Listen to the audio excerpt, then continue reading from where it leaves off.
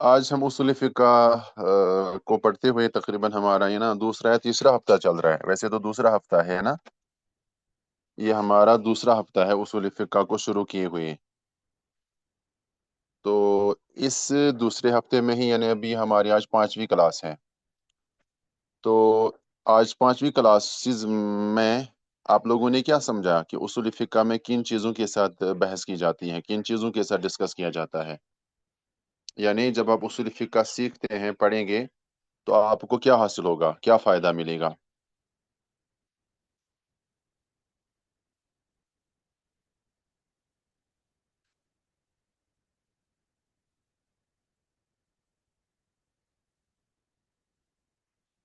क्योंकि किसी भी इल्म या किसी भी फ़न को सीखने से पहले उसकी गर्ज़ व गायत और उसका फ़ायदा ज़रूर जानना चाहिए। अगर आपको वो फ़ायदा हासिल हो रहा है, तो आप समझिए कि आप उस फ़ील्ड में या उस फ़न में आप कामयाब हो रहे हैं। अगर आपको वो फ़ायदा हासिल ही नहीं हो रहा है, तो समझना चाहिए कि आप उस फ़ील्ड में कामयाब नहीं हो पा रहे हैं। तो कहीं पर इस्लाह करने की ज़रूरत होगी फिर। तो इसलिए मैं पूछ रहा हूँ कि उसूल फ़िक़्ह पढ़ने के बाद आपको कौन-सा फ़ायदा मिलेगा? क्या हासिल होगा?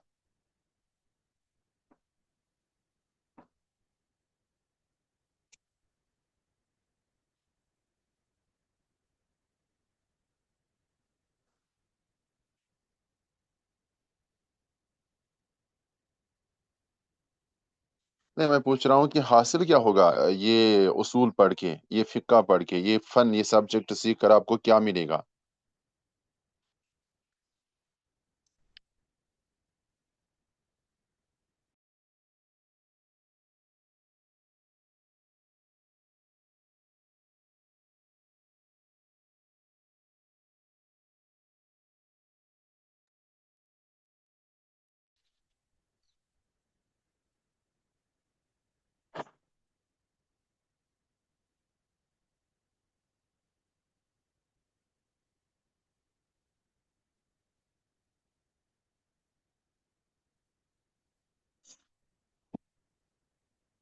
जो हमने कल मैं असल में ये सवाल इसलिए पूछ रहा था कि जो हमने कल तारीफ़ पढ़ी थी उसूल फ़िक़्ह की इस्तिलाही तारीफ़, असल में ये सवाल उसके बारे में था। लेकिन उसके मुताबिक कोई आप में से जवाब ही नहीं दे रहा है। आप पिछले दुरुस्त सुन के उनके मुताबिक जवाब दे दे रहे हैं।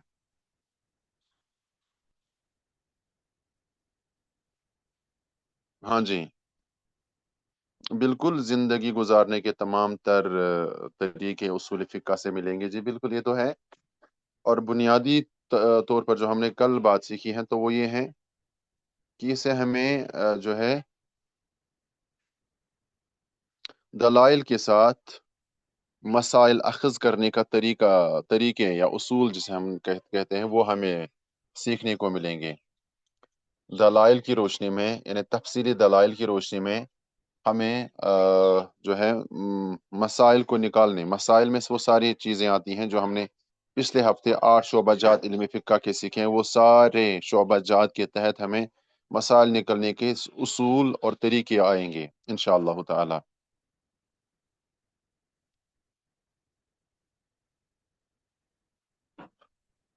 और फिर ये भी है कि उसूल फ़िक़्ह पढ़ के हम इंशाअल्लाह हम इजमाली कवायद भी साथ-साथ सीखते जाएँगे, तो उनसे भी हमें काफ़ी मालूमात या काफ़ी सारी चीज़ों का पता चलेगा कि ये इस हुक्म का या इस मसले का क्या हुक्म है।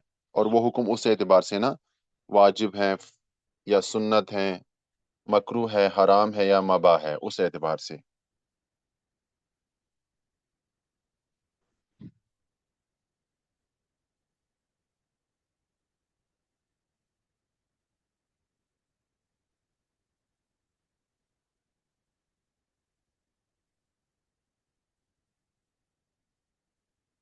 अब आज के दर्स की तरफ आइए। अहकाम, अगर आप उसूल फ़िक़्ह की नहीं बल्कि फ़िक़्ह की तारीफ़ पर फिर से गौर करेंगे, तो फ़िक़्ह की तारीफ़ में क्या हमने पढ़ा था? फ़िक़्ह, सिर्फ़ फ़िक़्ह की तारीफ़, उसूल फ़िक़्ह की तारीफ़ नहीं।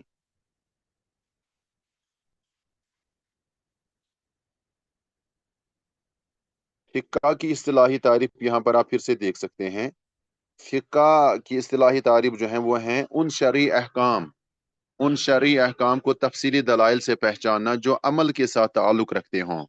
یعنی بندوں کے اعمال کے ساتھ جو شرعی احکام تعلق رکھتے ہوں، ان شرعی احکام کو تفصیلی دلائل کے ساتھ سیکھنا، تفصیلی دلائل کے ساتھ سمجھنا، یہ فقہ کی تعریف ہے۔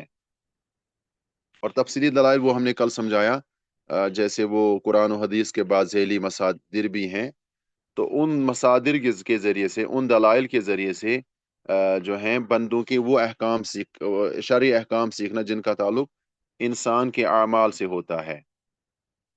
اب جو آج کا درس ہے، میں نے یہ فقہ کی تعریف کیوں دہرائی؟ کیونکہ اس کا تعلق آج کے درس کے ساتھ ہے۔ احکام آج ہم نے پڑھنے ہیں اصول فقہ کے مطابق۔ احکام یہ حکم کی جمع ہے، اس کا لغوی معنی فیصلہ ہے۔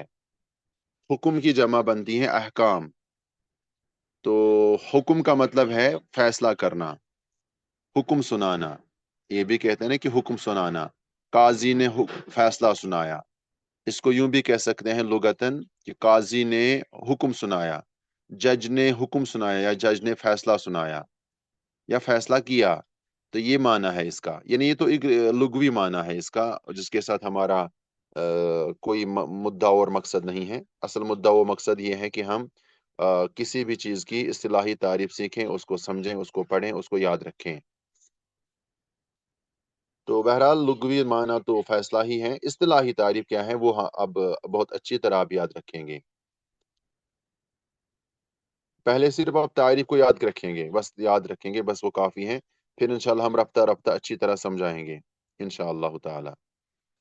اصطلاحی تعریف آپ اردو میں پہلے دیکھ لیں، لیکن یہ آپ نے عربی بھی زبان میں یاد کرنی ہے۔ لکھتے ہیں کہ ہر وہ طلب یا اختیار، کتنی چیزیں ہو گئیں یاد رکھیں اس کو، ہر وہ طلب یا اختیار، دو چیزیں ہو گئیں، یعنی احکام ان چیزوں کا نام ہے جس میں طلب ہوتی ہے، جس میں یا تو طلب ہوتی ہے یا تو اختیار ہوتا ہے، نمبر ایک۔ نمبر دو، یا صحیح اور فاسد، یہ دو آپشنز اور ہو گئیں، یعنی اس میں ان چیزوں کے ساتھ بحث کی جاتی ہیں جو یا تو طلب ہوگی یا پھر اختیار دیا جائے گا اس میں شریعت کے لحاظ سے، یا پھر شریعت اس چیز کو صحیح مانے گی یا اس چیز کو فاسد قرار دے گی۔ تو یہ اختیار اللہ اور اللہ کے رسول علیہ الصلوۃ والسلام کو ہی ہے کہ وہ کس چیز کی طلب کریں اور کس چیز کا ہمیں اختیار دیں، کس چیز کو صحیح قرار دیں اور کس چیز کو فاسد، اس کا دوسرا نام باطل بھی ہے، کس چیز کو فاسد یا باطل قرار دیں، ٹھیک ہے؟ تو یہ دو آپشنز ہو گئیں، طلب یا اختیار، صحیح یا فاسد۔ اچھا، اس کے بعد لکھتے ہیں کہ جس کا کتاب و سنت تقاضا کریں، یعنی قرآن و حدیث کے مطابق قرآن و حدیث کس چیز کو صحیح قرار دے وہ صحیح ہی کہلائے گی، اور کس چیز کو فاسد یا باطل قرار دے گی وہ باطل یا فاسد ہی قرار دی جائے گی، اور اس کا تعلق مکلفین کے افعال کے ساتھ ہو۔ اچھی طرح سمجھیے، میں پھر سے اس کو پڑھ دیتا ہوں۔ اصطلاحی تعریف کس کی؟ حکم کی، ہمیں صرف حکم کی اصطلاحی تعریف پڑھ رہے ہیں۔ ہر وہ طلب یا اختیار، اس میں آپ کو شریعت کی طرف سے، اللہ اور اللہ کے رسول علیہ الصلوۃ والسلام کی طرف سے کسی چیز کی طلب کی جائے گی، اور اب طلب میں کیا آتا ہے وہ انشاءاللہ بعد میں سمجھاؤں گا۔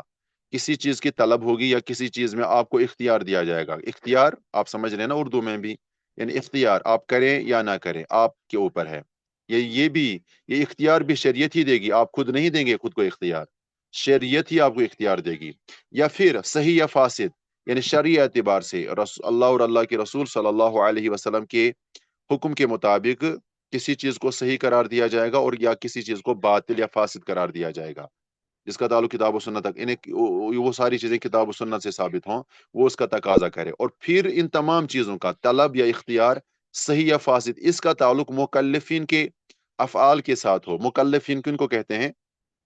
مکلف، اگر اردو ترجمہ کریں گے مکلف کا مطلب ہوتا ہے ذمہ دار، ذمہ دار جس پر کوئی ذمہ داری عائد کی جائے، تو ہم سب ذمہ دار ہیں نا کس بات کے؟ عبادت کرنے کے۔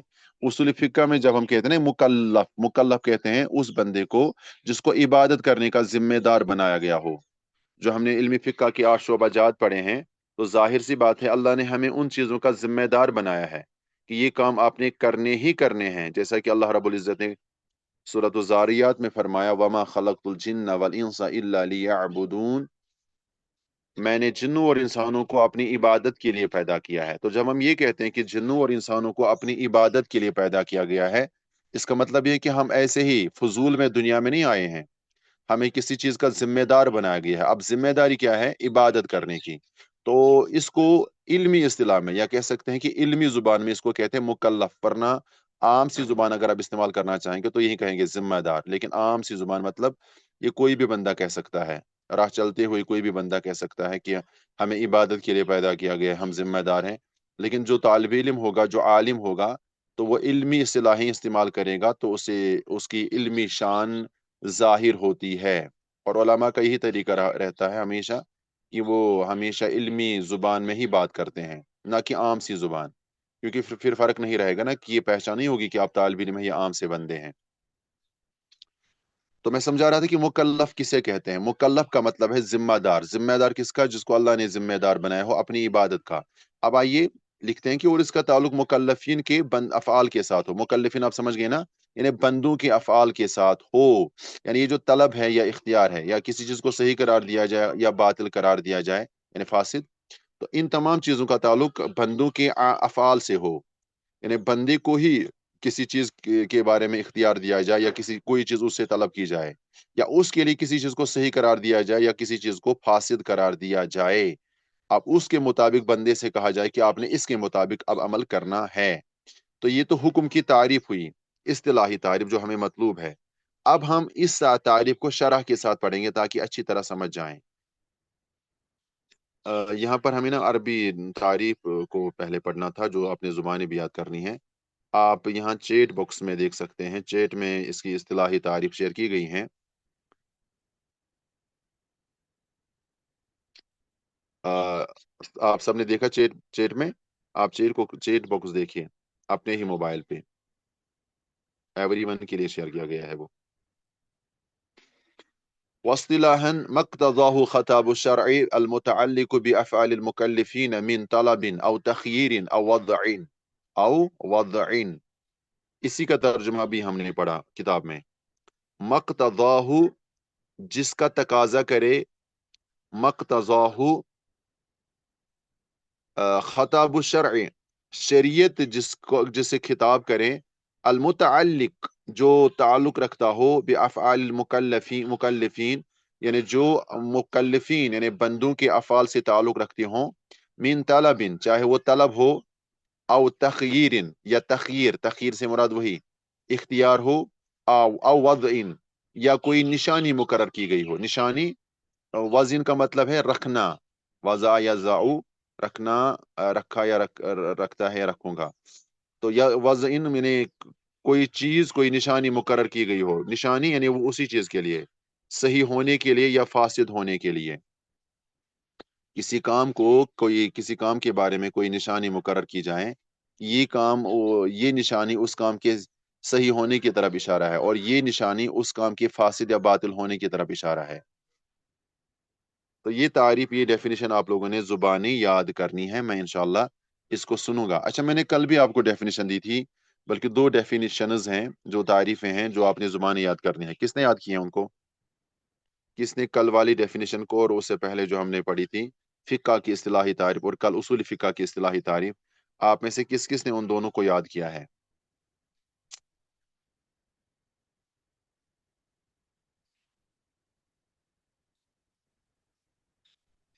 किस किस ने याद किया?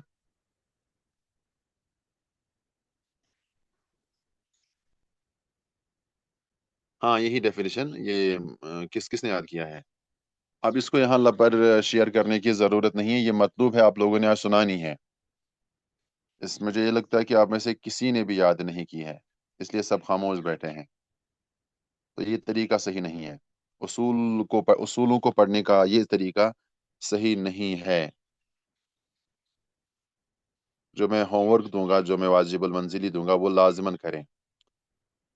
तो तीन डेफिनेशंस आप पर लाजिम है कि उनको आप जुबानी याद करेंगे। अगले दरस में मैं सबसे पहले इन तीन डेफिनेशंस को सुनाऊंगा। या आप ऐसा कर सकते हैं कि आप एडमिन्स के पर्सनल में जाकर सुना सकते हैं इस हफ्ते।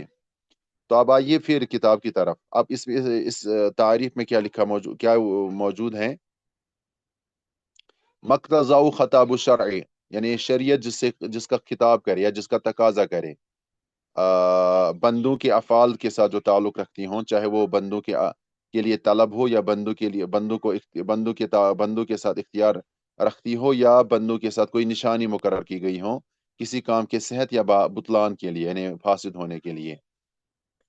اب اس میں پہلی بات جو ابن عثیمین رحمہ اللہ کا اپنا منہج، اپنا اسلوب ہے، لکھتے ہیں کہ خطاب الشرعی سے مراد کتاب و سنت ہے، یعنی کتاب و سنت کے مطابق بندوں کے بارے میں بندوں کو کسی چیز کا اختیار دیا جائے، یا کوئی چیز ان سے طلب کی جائے، یا کوئی چیز ان کے لیے نشانی کے طور پر صحیح یا فاسد ہونے کے لیے مقرر کی جائے۔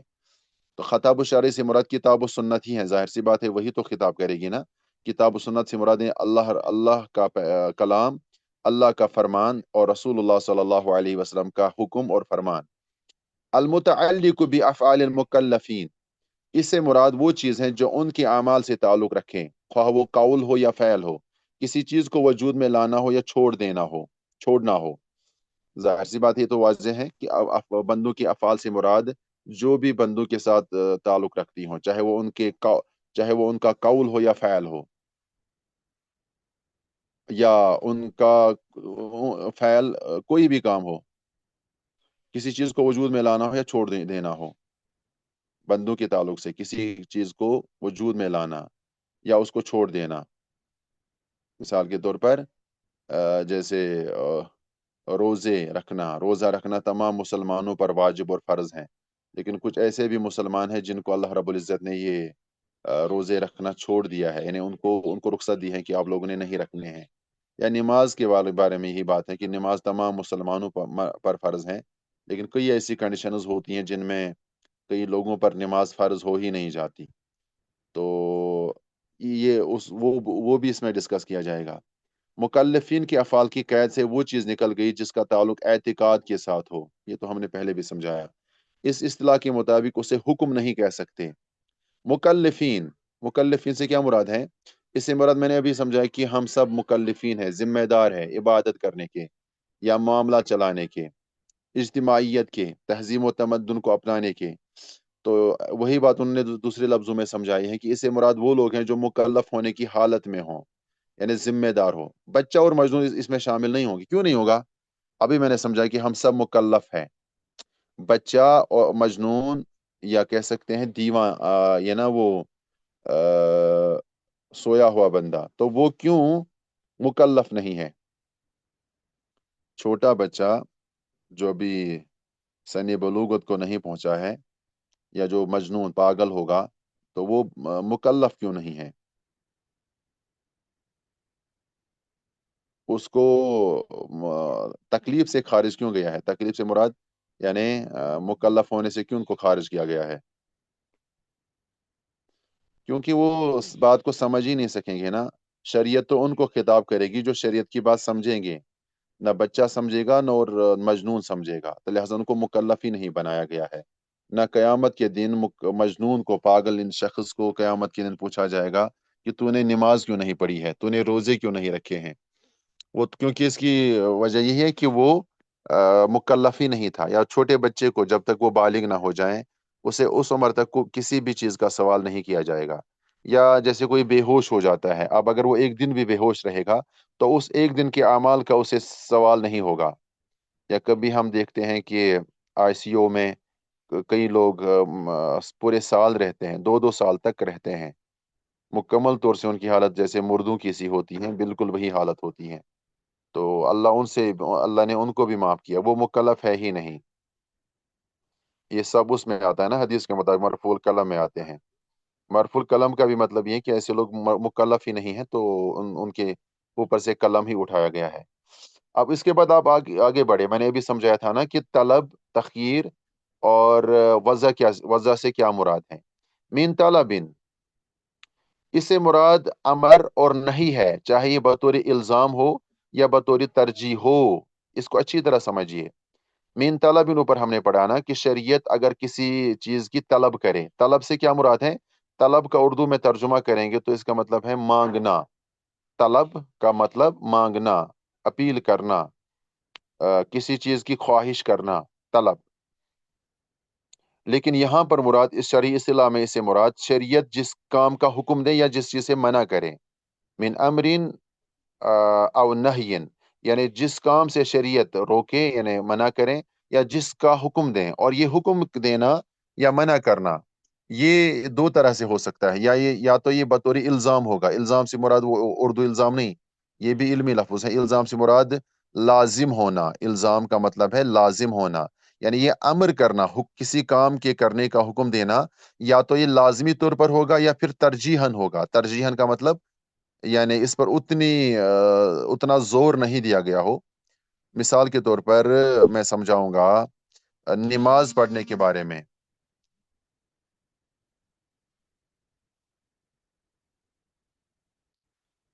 جب اللہ رب العزت نے قرآن مقدس میں یا رسول اللہ صلی اللہ علیہ وسلم نے اپنی احادیث میں نماز پڑھنے کا حکم دیا تو کیا وہ بطور الزام کے ہیں یا بطور ترجیح کے ہیں؟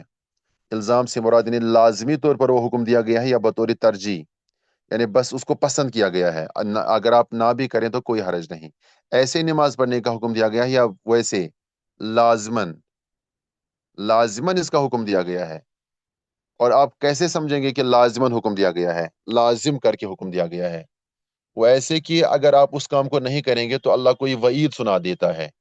وعید کیسے ہوتی ہیں؟ یا تو جہنم کی وعید ہوگی، یا پھر اللہ ایسے لوگوں پر لعنت بھیجتا ہے، جیسے قرآن میں کذابین، جھوٹوں پر اللہ لعنت بھیجتا ہے۔ اسی طرح وعید ہمیں اس طرح بھی سمجھ آ جاتی ہے کہ اللہ ایسے لوگوں کو نا یا تو جہنم کی وعید سنائے گا یا پھر عذاب قبر کی وعید سنائے گا، یا پھر کبھی کبھی اللہ ایسے لوگوں کو قرآن میں ظالمین، فاسقین، اس طرح کے القاب سے نوازتا ہے۔ تو جہاں پر یہ چیزیں ہوں، جہنم کی وعید، عذاب قبر کی وعید، لعنت بھیجنے کا ذکر، یا اللہ کبھی ایسے بھی کہتا ہے ایسے لوگوں کے بارے میں کہ اللہ ان کو اپنی رحمت سے دور کرتا ہے، رحمت سے دور کرنے کو ہی ویسے لعنت کہتے ہیں۔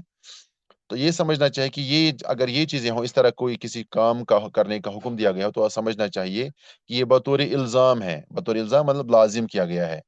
اور ترجیحاً کیا ہوتا ہے، اس میں اللہ رب العزت یا اللہ کے رسول علیہ الصلوۃ والسلام ترجیح دیتے ہیں، ترجیح یعنی پسند کرتے ہیں کہ یہ کام کرو، تمہیں ثواب دیا جائے گا، اللہ تم سے راضی ہو جائے گا، اگر نہیں بھی کرو گے تو یہ عمل تو ہو جائے گا، اور نہ اس میں جہنم کی وعید ہوتی ہے، نہ اس میں عذاب قبر کی وعید ہوتی ہے، نہ لعنت کرنے کا ذکر، یعنی کوئی کچھ بھی نہ فاسق فاجر یا شیطانی وسوسے یا کہہ سکتے ہیں شیطانی راستے پر چلنے کا بھی ذکر نہیں ہوتا ہے۔ تو کیسا کہنا چاہیے کہ وہ ترجیحاً ہوتا ہے، یعنی اس میں انسان کو بس اس کے لیے اس عمل کو پسند کیا گیا ہو، اور اس میں زور نہیں دیا جاتا ہے۔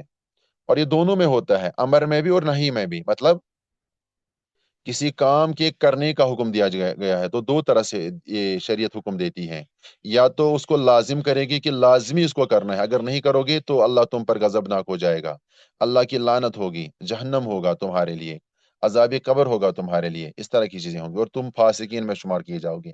تو سمجھنا چاہیے کہ یہ حکم بطور الزام کے ہیں، اور کبھی اللہ رب العزت یا اللہ کے رسول علیہ الصلوۃ والسلام بطور الزام کے نہیں بلکہ بطور ترجیح کے کسی کام کے کرنے کا حکم دیتا ہے۔ مثال کے طور پر ہر نماز کے وقت مسواک کرنا۔ اب اگر پوچھا جائے کہ اگر کوئی شخص جان بوجھ کر مسواک نہیں کرتا ہے نماز کے وقت تو کیا اس کی نماز ہو جاتی ہے یا نہیں ہو جاتی؟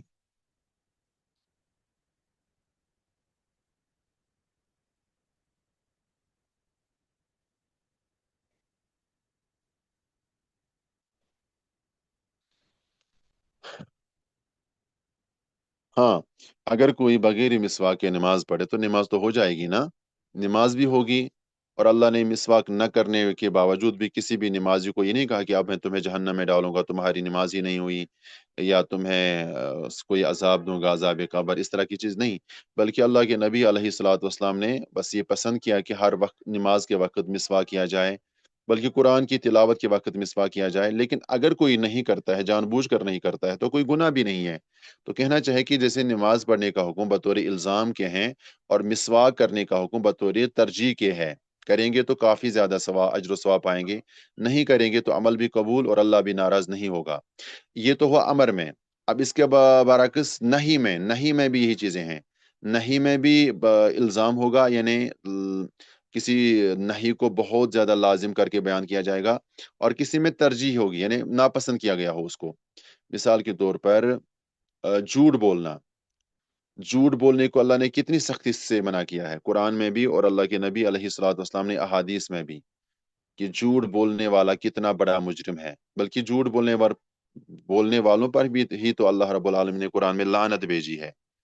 और मैंने अभी समझाया कि इन चीज़ों को ये पहचानने के लिए कि ये बतौर लाजिम किए गए हैं या बतौर तरजीह के, तो आप कुछ चीज़ों को देखेंगे कुरान और हदीस में, या तो वही मैंने समझाया ना, लानत की गई हो, जहन्नम की वईद, अजाब कब्र की वईद, या उन ऐसे लोगों के बारे में अल्लाह कहता है कि ये फासिक है, फाजिर है, कभी कहता है, बल्कि यहाँ तक कहता है कि काफिर है। तो ये वो चीजें होती जो लाजिम होती हैं, और जहां पर ये चीजें ना हो तो वो लाजिम नहीं होती हैं, अमर में भी और नहीं में भी। मैं समझा रहा था कि नहीं में हम समझा मिसाल देंगे झूठ बोलने की, तो झूठ बोलने से मना किया गया है, ये बतौर इल्जाम के हैं या बतौर तरजीह के हैं। यानी झूठ मत बोलो, ये मना करना, ये नहीं करना, ये बतौर इल्जाम के हैं या बतौर तरजीह के हैं। हाँ जी, ये बतौर इल्जाम के हैं, लाजिम किया गया है ना। अब इसके बरक्स आप कोई दूसरी मिसाल दें, उससे भी मना किया है शरीयत ने, लेकिन बतौर इल्जाम मना नहीं किया है। मसलन मेरे जहन में तो कोई मिसाल नहीं आ रही है, आप कोई मिसाल दें। यानी जिसे शरीयत ने तो मना किया है, नापसंद किया है, लेकिन उस पर कोई वईद नहीं होगी आपको, ना कुरान में ना हदीस में, और ना बस ये है कि शरीयत उसको नापसंद करती है, अल्लाह और अल्लाह के रसूल अलैहिस्सलातु वस्सलाम उस काम को नापसंद करते हैं। मिसाल के तौर पर, नहीं, गुस्सा इसमें नहीं आएगा, गुस्सा तो नापसंदीदा चीज है। अब गुस्सा की अपनी कंडीशंस होती हैं, कभी गुस्सा महमूद होता है और कभी गुस्सा करना मजमूम होता है। और अपनी अपनी जगह पर इसको इस्तेमाल करें, जहां पर ये महमूद हो तो वहां करें, जहां पर ये मजमूम हो तो वहां ना करें। वरना तो गुस्सा शैतान की तरफ से होता है, लेकिन कभी अल्लाह की तरफ से भी होना चाहिए। हाँ, तलाक आप मिसाल दे सकते हैं, तलाक मिसाल दी गई है माशाल्लाह, यहाँ पे बहुत अच्छी मिसाल दी है। तो तलाक मिसाल दे सकते हैं, तलाक मिसाल दे सकते हैं, ये भी मिसाल ठीक है कि इसको अगरचे हलाल करार दिया गया है लेकिन शरीयत इसको नापसंद करती है। या या यूं भी मिसाल दे सकते हैं कि बहुत ज्यादा बातें करते रहना, जिसको हम उर्दू में बातूनी कहते हैं, कोई शख्स बातूनी होता है ना, हर वक्त बातें बातें बातें, कान थकते हैं उनकी बातें सुनते सुनते। तो अगरचे इस पर कोई वईद नहीं है, कोई जहन्नम की वईद नहीं, कोई अजाब कब्र की वईद नहीं, कुछ भी नहीं, ऐसा कुछ भी नहीं। अलबत्ता क्या शरीयत इसको पसंद करती है? हरगिज नहीं, बिल्कुल भी नहीं। क्योंकि बातूनी शक्ल से बहुत सारे शर भी रोनमा पैदा हो जाते हैं। वैसे कि कभी उसे झूठ सरजद हो जाता है, कभी ये यानी उसकी वैल्यू नहीं रहती है अपने समाज में, अपने कहीं पर भी उसका वैल्यू नहीं होता है। तो इंसान की अपनी इज्जत नफस ही घटाना ये तो नापसंद है। तो ये मैंने एक मिसाल दी है कि बातूनी होना, ज्यादा से ज्यादा बातें करना, मुर्रवत खत्म हो जाती है इससे। अच्छा हाँ, एक बात मुझे याद आ गई कि इमाम शोबा ने इसके बारे में एक उसूल कायम किया था अपने तौर से, कि वो बातूनी लोगों से हदीसें नहीं लेते थे। जो जिस शख्स के बारे में उसे पता चलता, ये मुझे जरा व तादिल के बारे में एक बात याद आ गई कि इमाम शोबा बिन हज्जाज अल बसरी अल बुस्तामी, वो जिस शख्स को देखता कि बहुत ज्यादा बातें करता है तो उसे कोई भी हदीस नहीं लेते थे। वो समझते थे कि ये क्या पता कि ये हदीस भी झूठ बोलेगा, ये तो बातें ही बातें करता रहता है। बहरहाल, ये उनका अपना एक तफर्रुद था। ये इसको मुहद्दिसीन को बोल नहीं किया, उनकी इस जरा को ये कोई जरा नहीं की मानी गई। बस इमाम शोबा इस बारे में बहुत सख्त थे।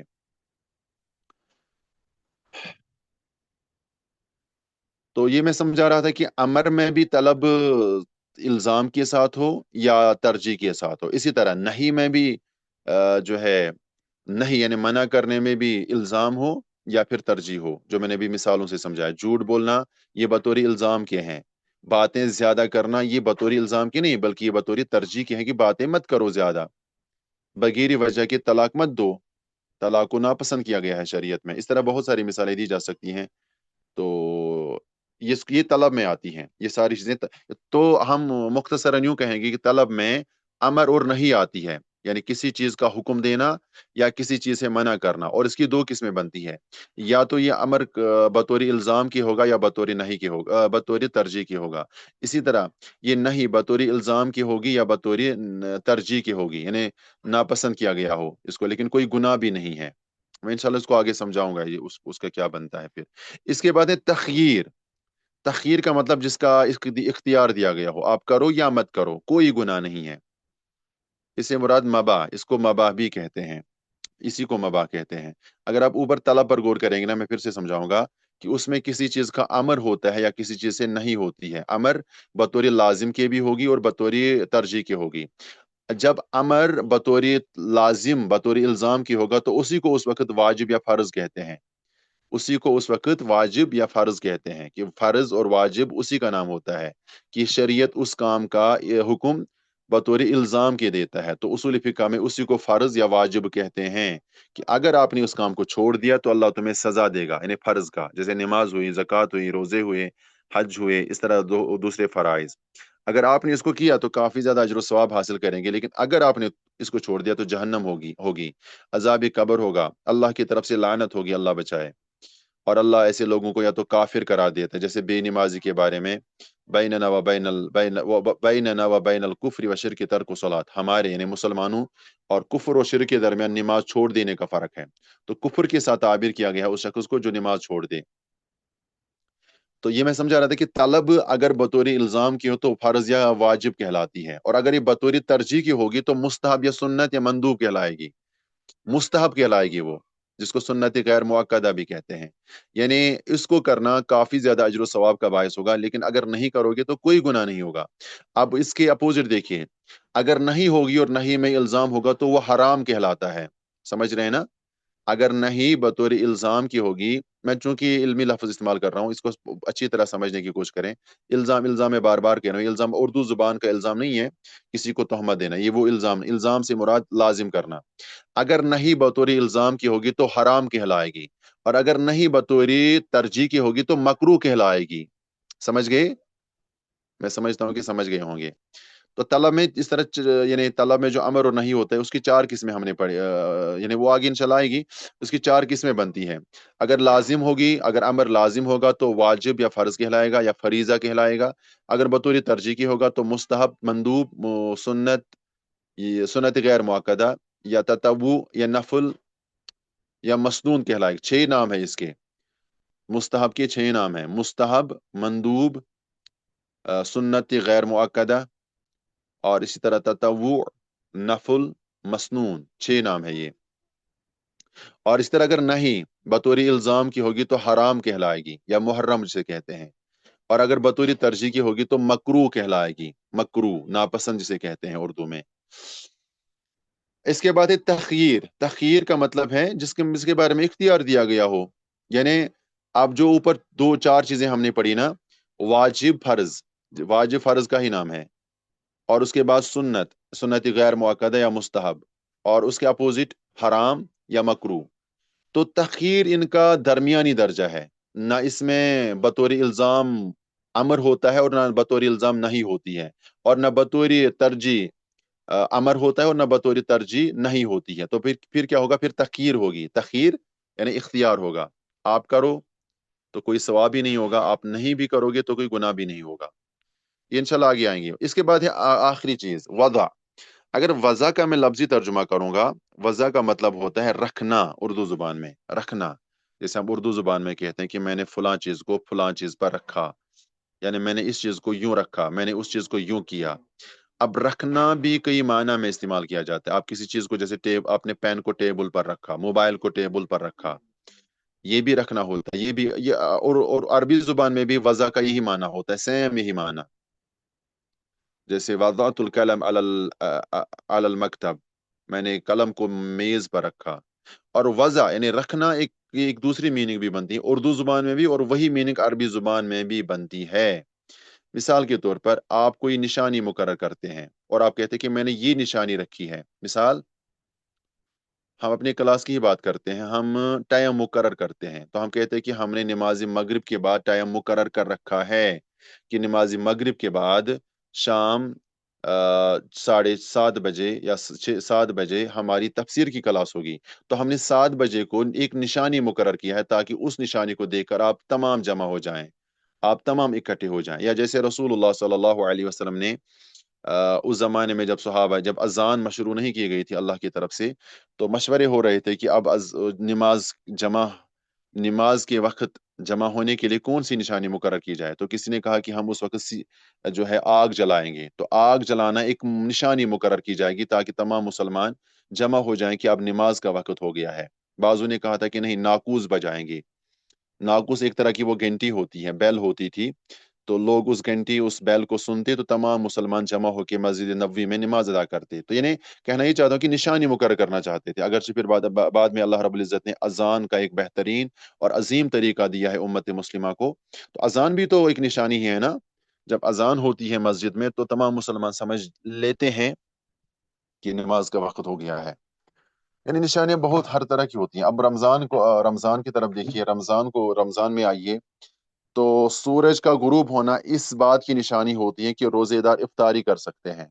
रोजेदार इफ्तारी कर सकते हैं। अफ्तारी नहीं बल्कि इफ्तारी, यहाँ हम ना गलतुल अवाम इसको अफ्तारी बोल देते हैं, जबकि इसका सही इमला इफ्तारी है, अलिफ के नीचे कसरा है उर्दू जुबान में।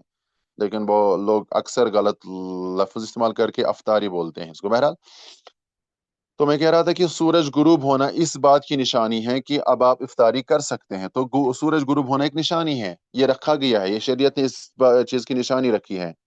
या इसी तरह जो है सुबह तुलुई फजर होना इस बात की निशानी है कि अब आप जो है सहरी नहीं खा सकते हैं, अभी नमाज फजर का वक्त हुआ है, अब आप नमाज फजर की अजान दे सकते हैं। तो निशानियां मुकर्रर की ना शरीयत ने। वैसे उसूल फिक़ह में हमने कहा कि वज़ा वज़ा का मतलब होता है किसी निशानी को मुकर्रर करना।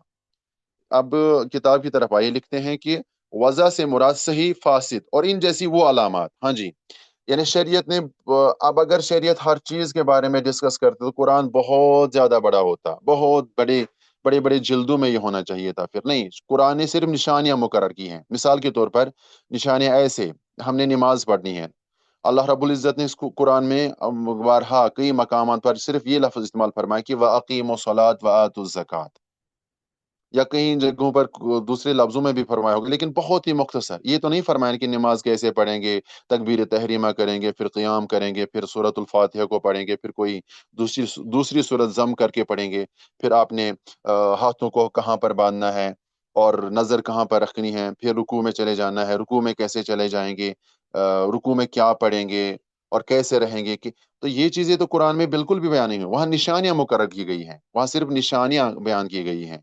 मिसाल के तौर पर निशानी ये, वो जैसे आप नमाज, मैं सिर्फ नमाज की मिसाल इसलिए दे रहा हूँ ताकि आप समझ जाएं। नमाज तो हम सब पढ़ते हैं ना, बाकी चीज़ों की भी मिसाल दे सकते हैं लेकिन वो हम बहुत कम करते हैं। जैसे ज़कात देना हुआ, या रमज रोज़े वो साल में एक बार होती हैं, या हज करना। तो नमाज हमारी रोज़मर्रा इबादत होती है, तो ये जल्दी समझ आ जाती है। इस पर आप बाकी दूसरी इबादत को भी कयास कर सकते हैं। मिसाल के तौर पर अभी वक्त ही दाखिल नहीं हुआ, या जैसे किबला रुख होना एक निशानी है नमाज की सेहत के लिए। यानी कह सकते हैं कि आपकी नमाज तब तक सही नहीं है जब तक ना आप अपना रुख किबला की तरफ ना करें।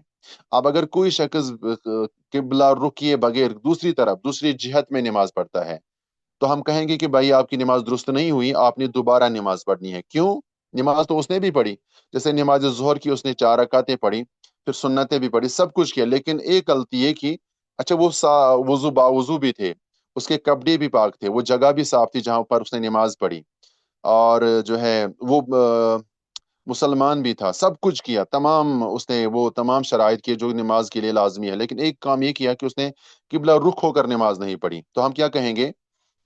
शरीयत ने आपके लिए एक निशानी ये मुकर्रर की थी कि आप नमाज पढ़ने से पहले किबला की तरफ मुंह करें, रुख करें। तो ये एक निशानी ये साबित करती है कि इस बंदे की नमाज सही नहीं हुई।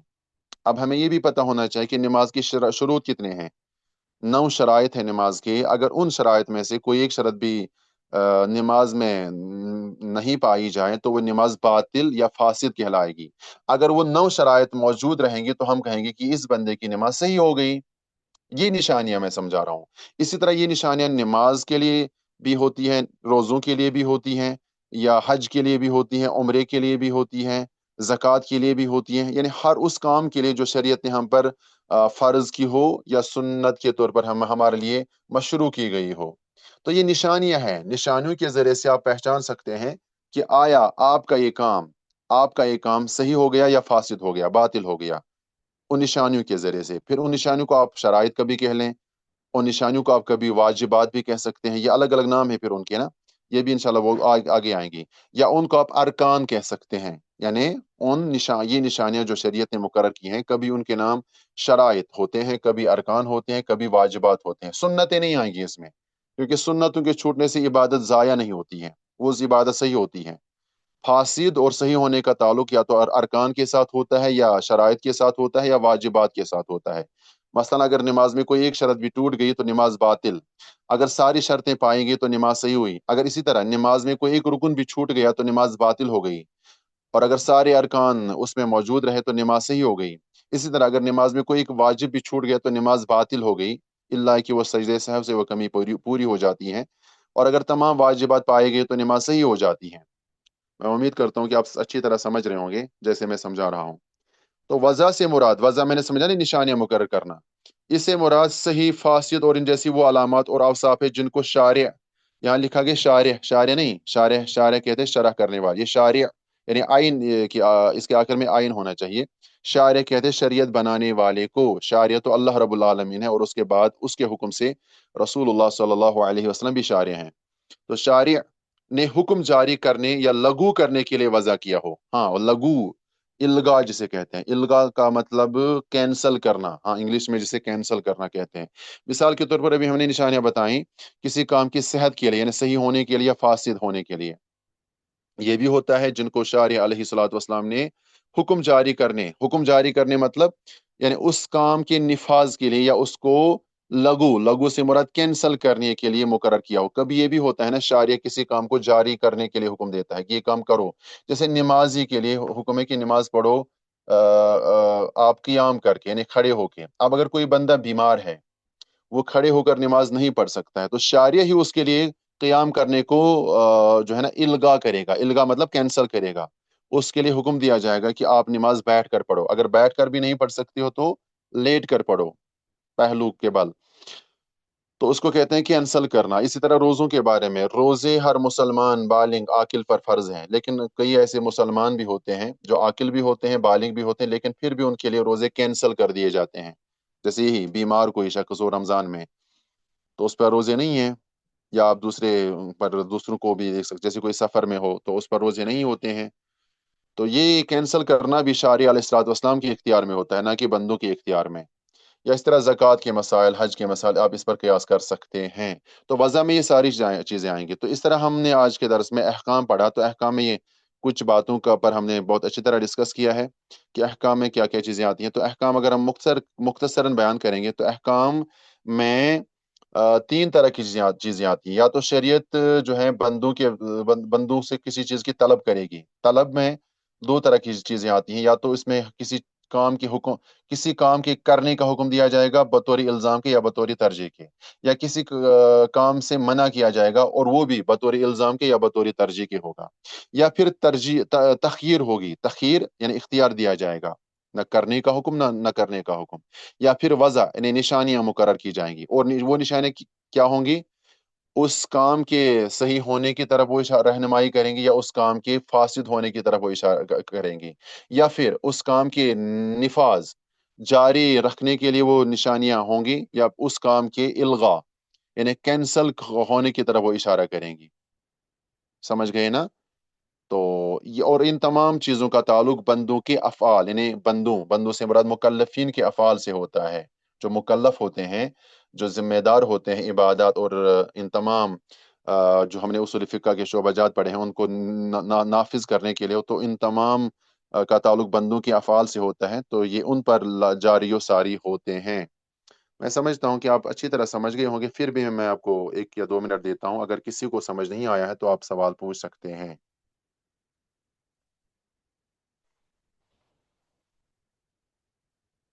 جی، عصر سے پہلے 4 رکعت پڑھنا وہی مستحب ہے، نہ کہ وہ ہے نا، کیا کہتے ہیں اس کو، سنت مؤکدہ نہیں کہیں گے ان کو، نہ وہ واجب ہے، نہ پڑھنے پر کوئی گناہ نہیں، وہی تو مستحب ہوتا ہے۔ سنت اور مسنون ایک ہی چیز کا نام ہوتا ہے، جی بالکل، سنت نام ہے، مسنون اس کا مفعول کا صیغہ ہے، باقی کوئی یہ الگ اصطلاح نہیں ہے۔ جی، اللہ نے ان نشانیوں کو وضع کیا ہے، قرآن اور احادیث میں تو ہزاروں نشانیاں عبادات، معاملات اور دوسری چیزوں کے لیے بیان کی گئی ہیں، اور وہ نشانیاں ہمیں اصول فقہ ہی سمجھائے گی، کیونکہ ہم لوگوں نے نا اصول فقہ کو بنیادی طور پر نہیں پڑھا ہے، تو ہم ان چیزوں سے بے خبر اور لا علم ہوتے ہیں اور حیران ہوتے ہیں کبھی کبھی۔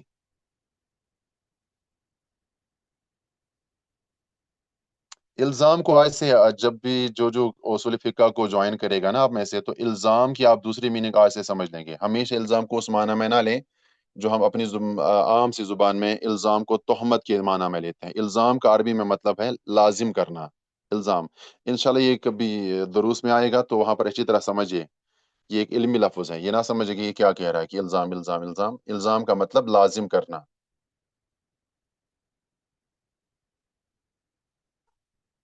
تو چلیے اللہ ہم سب کو سمجھنے کی توفیق عطا فرمائے. میرے ساتھ ساتھ آپ سب کو. اور یہ کتاب مجھے بہت اچھی لگی اس لیے کہ میں نے دوسری اصول فقہ کی کتابوں کو بھی دیکھا، تو جو خصوصیات یا جو امتیازات میں نے اس کتاب میں دیکھے وہ دوسری کتابوں میں نے نہیں دیکھے. اور جو پہلا امتیاز میں نے اس کتاب میں دیکھا وہ میں انشاءاللہ اس ٹائم نہیں، کیونکہ ابھی کافی دیر ہو گئی.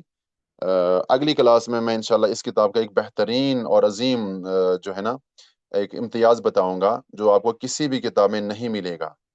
اردو زبان میں تو ایسی کوئی کتاب ملے گی ہی نہیں، یہ تو عربی کتابوں کا ماشاءاللہ. پھر اصل کمال تو عالم دین کا ہوتا ہے اللہ کے فضل و کرم سے، کیونکہ اس کے مصنف جو ہے نا بہت ہی اونچے قد کے تھے، شیخ ابن عثیمین رحمہ اللہ.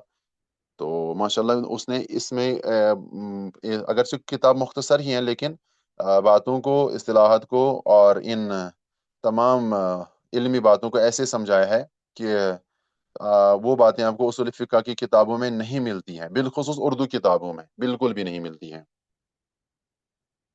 اللہ ایسے علماء کو جنت الفردوس میں اعلیٰ مقام عطا فرمائے.